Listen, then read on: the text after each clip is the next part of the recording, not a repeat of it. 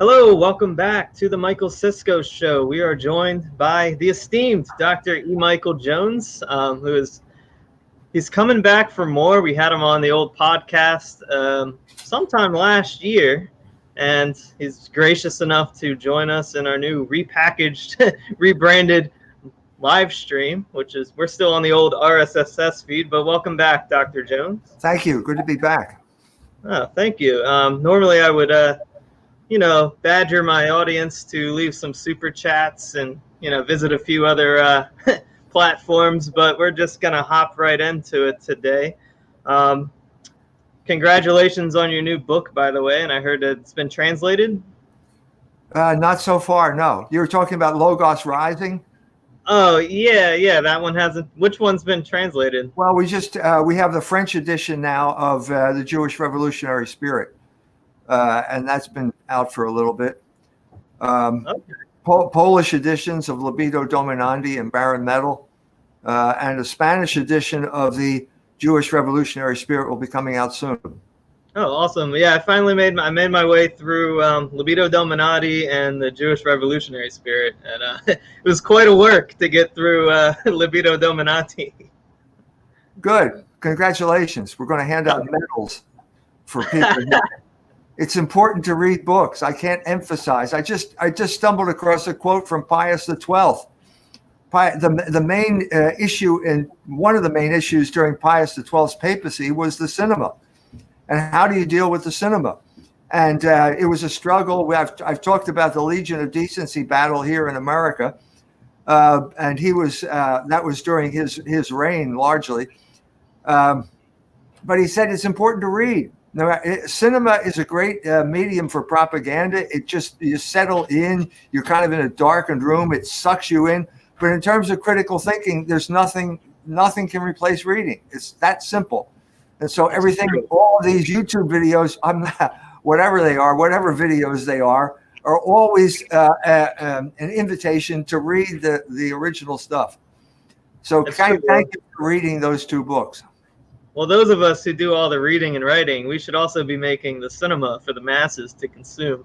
So, yes, we should. So, anyhow, so you wrote a book that I haven't had a chance to read yet, but I'm intrigued mostly because of recent events, and I wanted to get your take on things. You wrote a book called The Slaughter of Cities, and I was wondering if you could go over the basic premise of that and how it might relate to what is happening in our major cities today. Yes, well, The Slaughter of Cities, the subtitle is Urban Renewal as Ethnic Cleansing, and it's about social engineering. In particular, the environmentalist social engineering, which believed that there was no such thing as human nature and man was completely a function of his environment. So after World War II, the WASP ruling class now was ready to take on the entire world. But in order to do that, they had to conquer America first. And the main problem in America was the Catholic Church. And in particular, from their point of view, it was the Catholic control over all of the large cities, the big large cities of the North and the East, which were the large cities at that time. And the solution was the destruction of Catholic neighborhoods. And that's what that book is about. In order to deal with this effectively, we have to talk about the ethnic makeup of America, which is different than any other country other than Yugoslavia. And basically, ethnic groups, if you go to the classic situation, if you go to Africa, you go to Tanzania, they have 76 ethnic groups in that country, and every ethnic group is based on language. They all speak different languages. They're related, but they're all different. Ethnicity is based on logos. Ethnos needs logos. Logos is this logos. If we're talking about the language, is to the ethnic group what the soul is to the body. Okay, and you can't have a body without a soul, and you can't have a soul without a body. So if you're going to have an ethnic group, it has to be in particular, but it has to have a soul, and the soul is language. Now, that's different than the United States, because the United States is a country of immigrants. And so what happened here is something different. It's called the triple melting pot. And basically when all of these groups, they all come to America, they all speak different languages, and they all move into ethnic neighborhoods.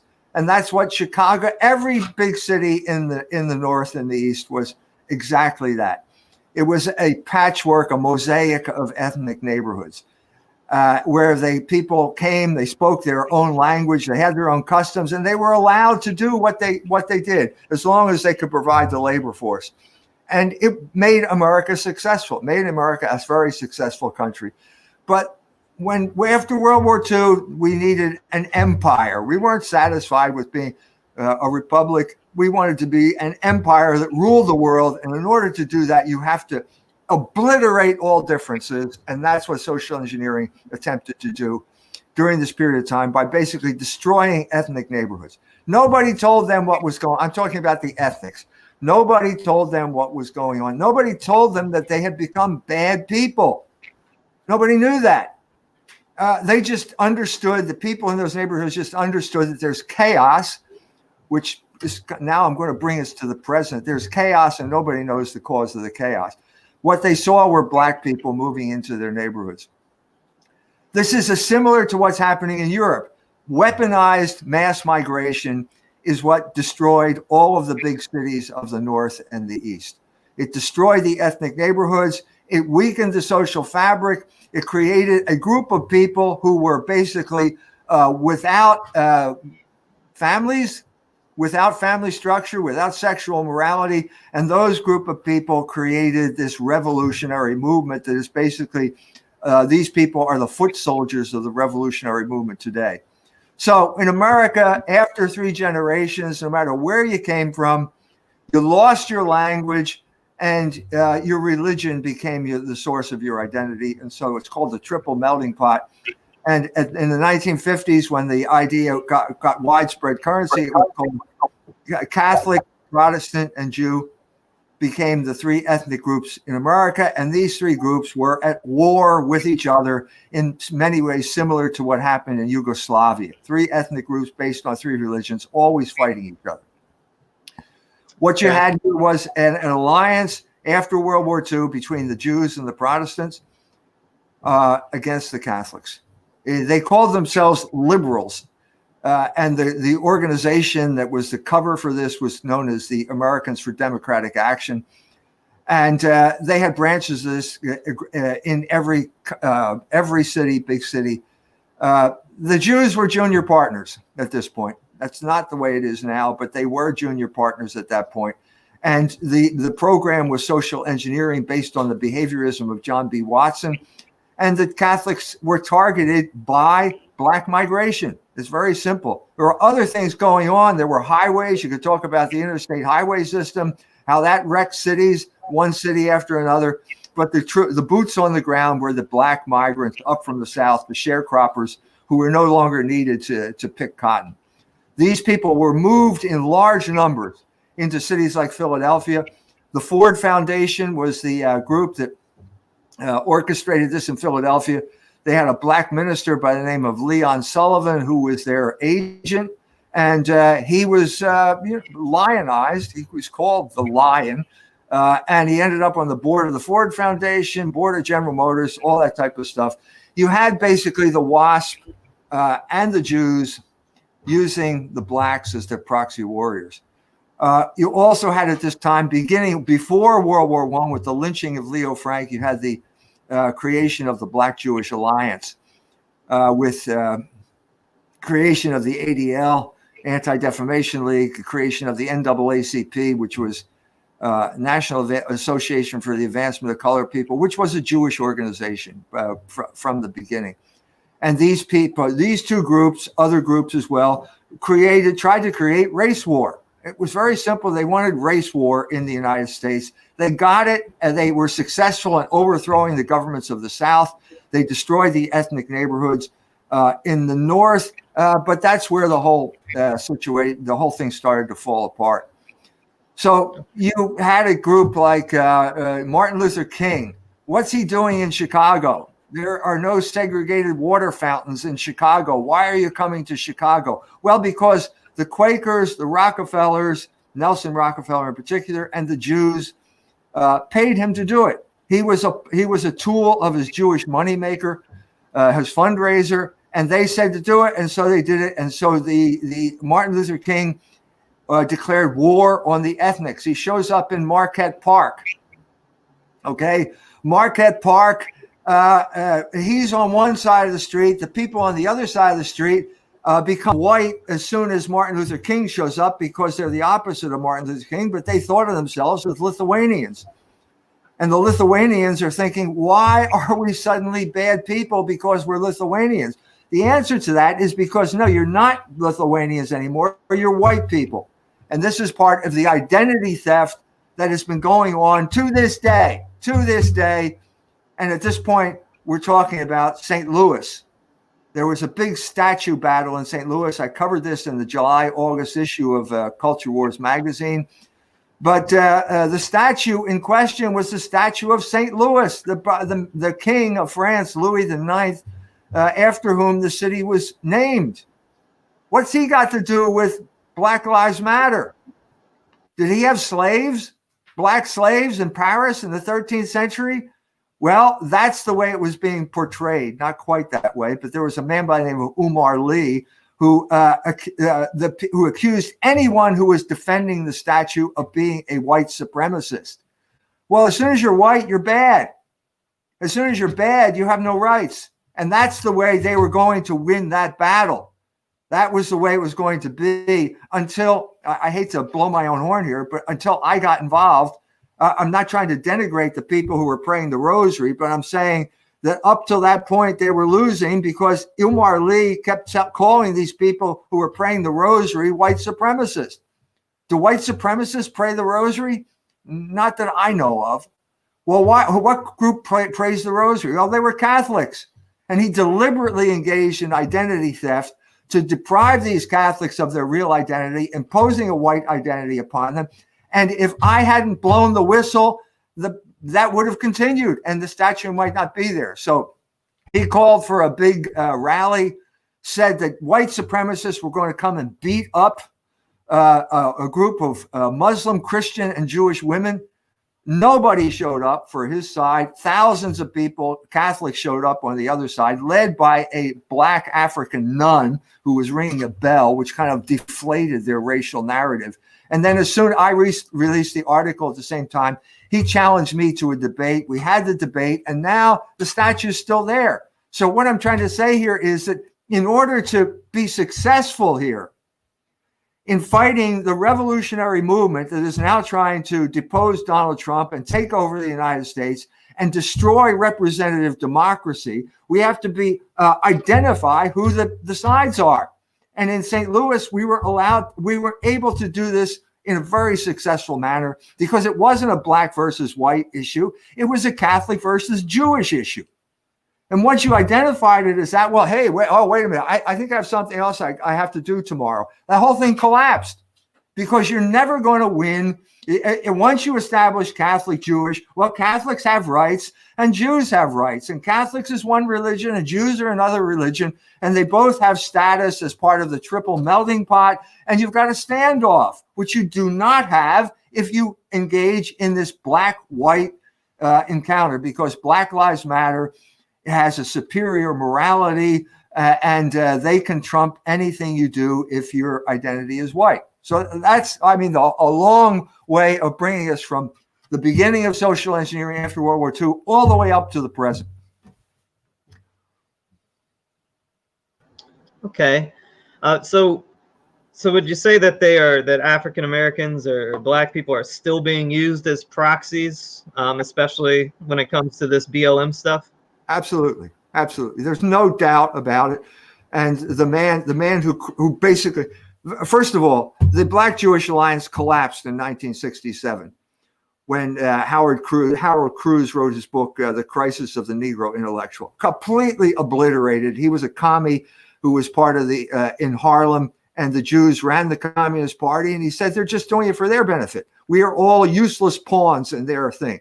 So it collapsed in 67, and one man single-handedly resurrected it about 5 years ago, and that man was George Soros, and he resurrected in Ferguson. He gave the Black Lives Matter $33 million about 5 years ago, and that put them on the map. And now they got so much money they don't know what to do with. And now they've got a mechanism in place whereby on basically an hour's notice, they can mobilize people wherever a white cop shoots a black man. They will immediately have people. Now, I'm saying I'm going to bring the two groups together. It's Black Lives Matter and Antifa. Antifa is a completely Jewish operation. Black Lives Matter are proxy warriors working for the Jews.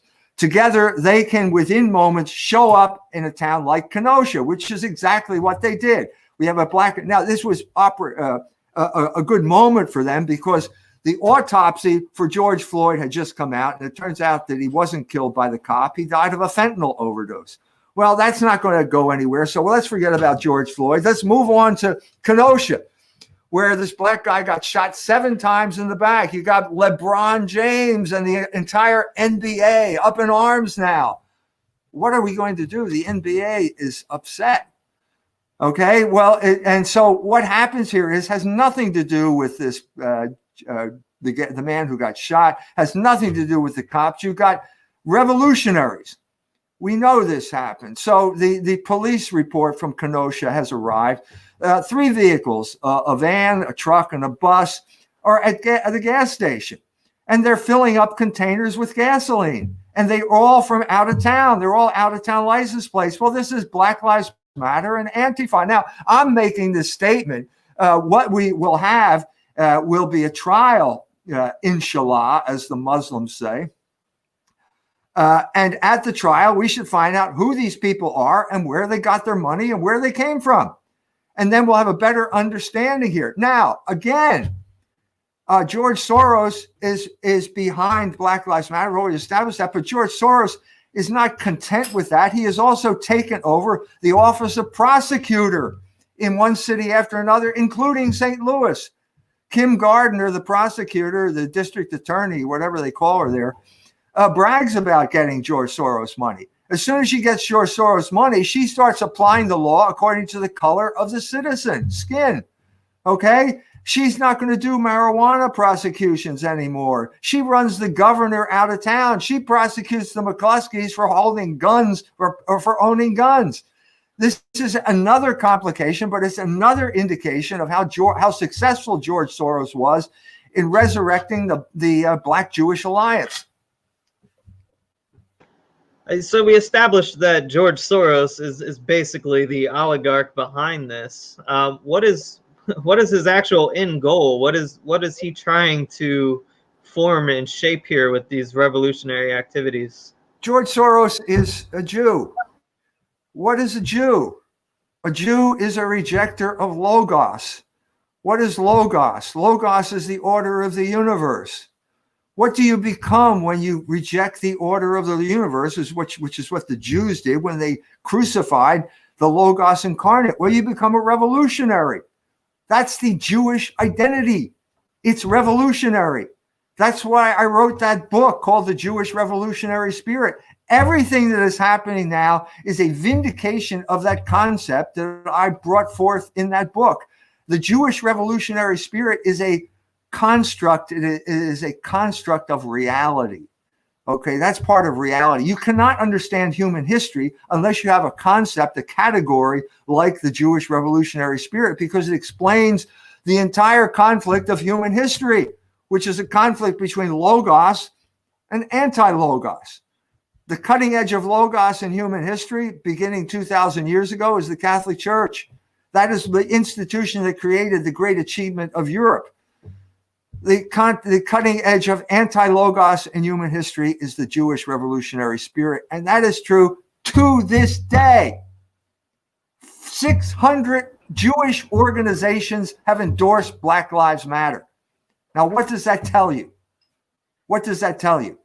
That Black Lives Matter are the pawns, they are the proxy warriors of the Jewish oligarchs that control our culture. And they are the manifestation, the foot soldiers, the implementation of the Jewish Revolutionary Spirit across this country right now, along with Antifa. Okay, I guess what my viewers might want to be interested in, we talk about statecraft and you know, kind of practical form of government type stuff.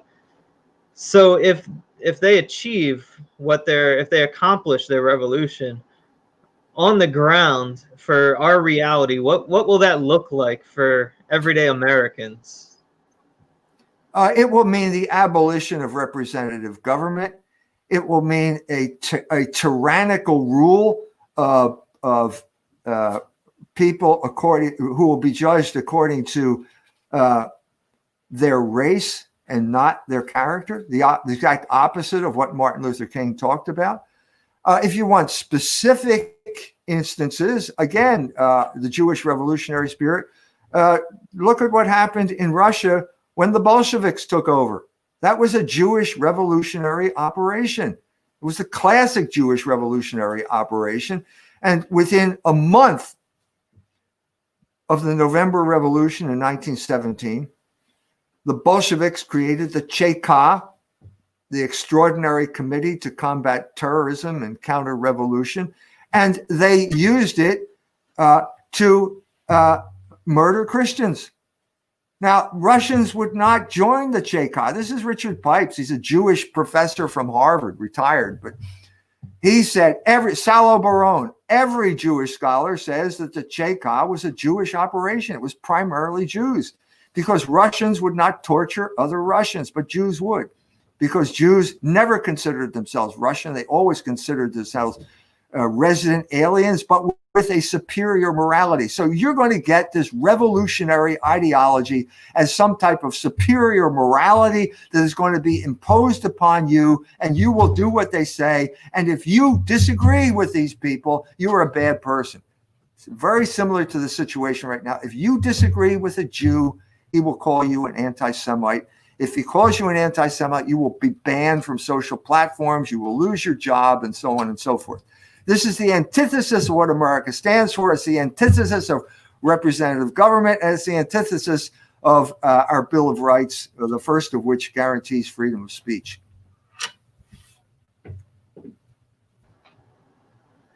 Interesting. So what do you think is next kind of in this saga? Do the oligarchs, do they win? Is George Soros successful? Is this revolution? What do you see happening? Does something come in to stop this? Is this 1917 Russia? Do we ultimately lose, or do we win somehow? The reason I wrote Logos Rising was to tell the other side of the story. I wrote the Jewish Revolutionary Spirit 11 years ago, and I had to use the word Logos because there was no other way I could write that book. And that was the story of anti-Logos. And then I wrote Logos Rising, which is the story of the course of Logos in human history, man's understanding of ultimate reality. That's part of what that story is about. But it's also about the movement of Logos in human history. Now, we're talking about, in traditional Christian theological terms, we're talking about divine providence. Divine providence means that God, the God who created the universe, has a plan for that universe. And that plan cannot be thwarted. It cannot be thwarted. Now, as soon as you say that, people are going to say, what do you mean by that? What about those poor people that died of starvation? So they bring up the question of evil. God tolerates evil. He does not do evil. He tolerates evil because, in a certain sense, he has to, because he created man with free will. You cannot have free will and yet at the same time forbid the choice of evil. That's impossible. It's like having a square circle. You cannot do that. So what does he do? He takes evil and he turns it into good. That is the story of human history. Now, that is oftentimes difficult to see. Okay, but when you do see it, you suddenly realize it's there. It's there in spite of the fact that you don't see it a lot of the time. It's there. You can talk about in your own life how the worst thing that could happen to you did happen to you, but it turned out to be the best thing that happened to you because it changed your life and put it into a different direction. You can talk about it in the story of Genesis. Joseph his brothers plot to kill him. They sell him into slavery instead. He becomes head of the granaries in Egypt. And because of that fact, he can save the brothers who are in Israel because there's a famine there. He says to the brothers, the evil that you intended to do to me has been turned by God's power into good. That is the focus of human history. Nothing has changed since the time of Joseph because God is still in charge of human history. So what we're seeing here is the rise of consciousness. What we're doing is contributing to that rise. Over the course of 2019, the oligarchs lost control of the narrative. The mainstream media have completely discredited themselves. All you have to do is turn on CNN and watch them talk about peaceful protesters in places like Portland, and then you go on YouTube and see the buildings going up in flames. Same thing with Kenosha. It's the same story over and over again. They're lying to you. They have lost control of the narrative. We have a consciousness now that we did not have, and that consciousness is going to lead, in some sense, I think, to a victory. Now, how that happens, I can't say, but I think it did happen in St. Louis. That statue is still standing. Why is it still standing? Well, because someone was there to explain what was happening. And once the emperor was exposed as having no clothes, he had to run away. That can happen again. More concretely, I'm trying to say here that every time you get some uppity Black Lives Matter guy mouthing off on CNN, X number of people decide I'm voting for Donald Trump. I think that this chaos in the city is going to contribute to Trump's victory in the fall because he knows what to say. You know, if you like Portland, well, vote for a Democratic mayor. If you like Seattle, vote for a lesbian Democrat. If you like Chicago, vote for that lesbian. And you will have chaos and you will have anarchy. This is a pretty simple story. And I've been through it already. I was sitting in a bar in 1968 watching the Chicago riots at the Chicago Democratic Convention. And those riots put Richard Nixon in the White House. Between Richard Nixon and George Wallace, the two law and order candidates, they got over 60% of the vote. That's what's going to happen. I think history is going to repeat itself. Speaking of turning bad things into good things, we have an interesting comment. So if they do achieve, destroying representative democracy, what about turning that into an absolute Christian monarch? What are your thoughts on that? Well, I'm going to France, and I'm going to give a speech in France, and it makes sense in France. By the way, one of the people who commended the people of St. Louis was Louis Bourbon, the Duke of Anjou, who is a descendant of the last king of France. So it makes sense in France. It does not make sense in the United States of America. We have no tradition of monarchy. Who would it be? Who would it be? I mean, if it's in France, it would be the Bourbon family. It would be the Habsburgs in Austria. Who would it be? We don't have, that's not part of our experience. We believe in representative government as the only government when it works, that works here. Tom Paine, I'm not a fan of Tom Paine, but he said in America, the law is king. That's all we have as Americans. To talk about introducing a monarchy in America is a total pipe dream. It's never going to happen. I guess one follow-up question to that: how do we ensure in a representative system like we have in a republic, how do we maintain a Christian nature so as to keep oligarchs such as George Soros and any revolutionary Jewish groups from interfering with that? How do we maintain some sanity and a degenerative effect? Yeah, well, the founding fathers understood that. John Adams said we have no constitution that functions in the absence of a moral people. So what was the Jewish strategy to destroy America? It was undermining the moral fiber of the country. How did they do that? Well, pornography, promotion of pornography, gay marriage, usury, all of the things that Jews are good at doing. We succumbed as a nation. We succumbed to sexual revolution, the sexual revolution of the 60s.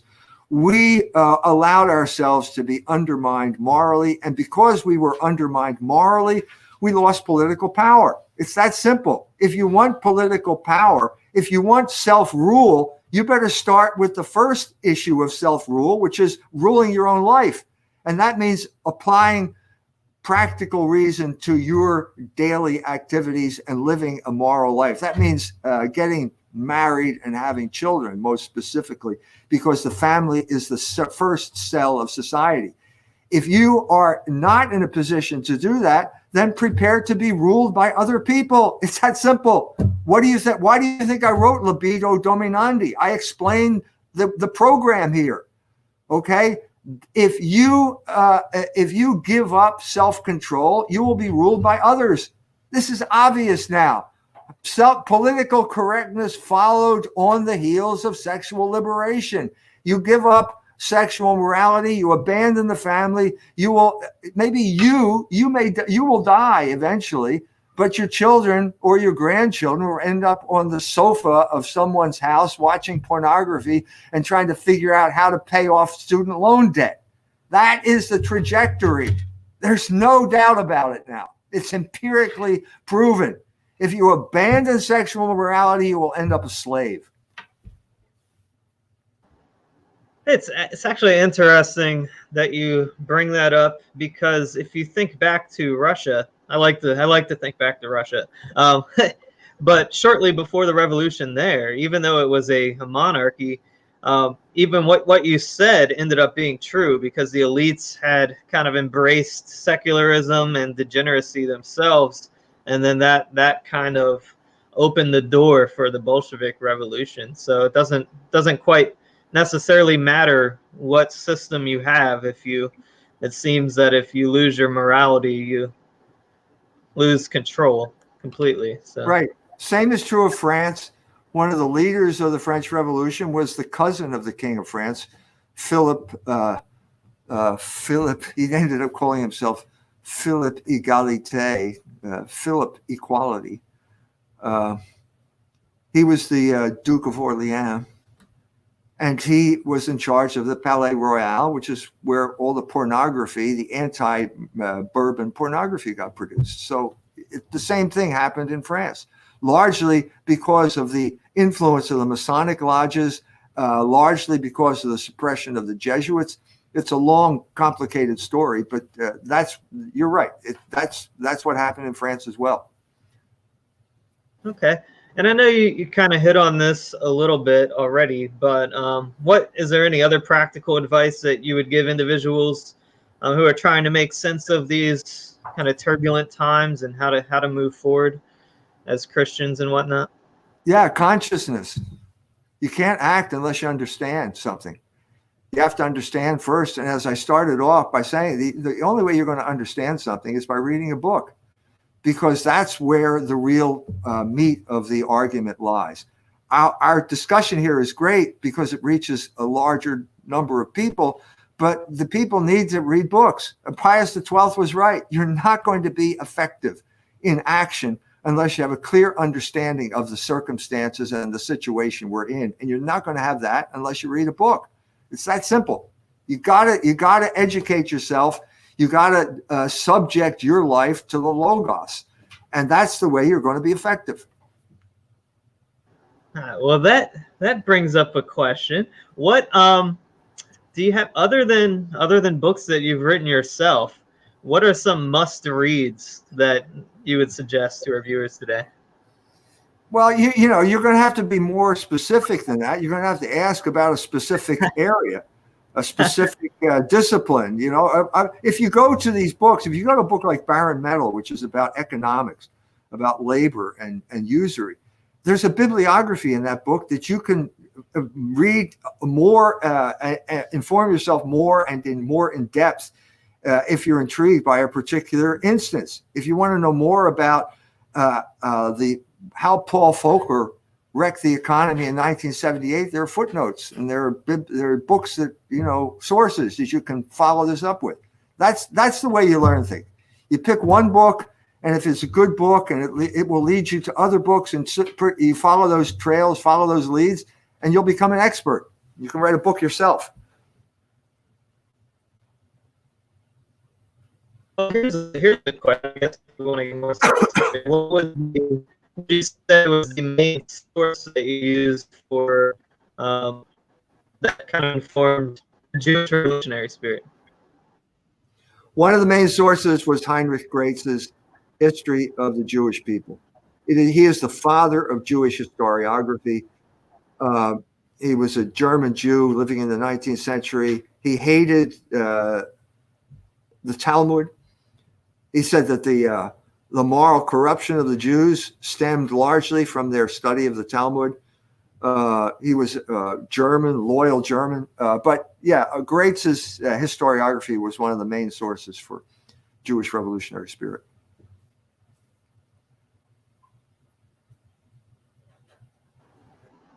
Awesome. Sorry, I was responding to a chat. Apparently, I didn't set up entropy for the super chats properly, but that's okay. That's okay.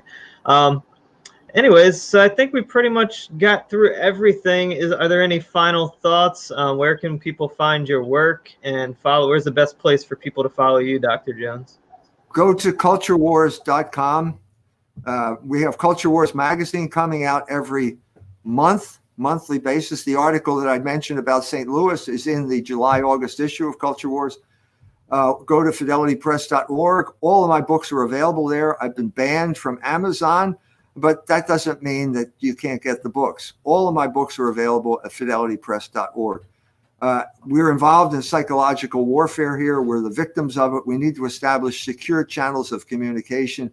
We need to educate ourselves. And by buying a book and reading it, you will put yourself in exactly that position. All right. Well, I thank you guys for watching. Thank you for coming on, Dr. Jones. Hopefully we can have you back again at some point. It's always a pleasure. So thank you very much. Thank you.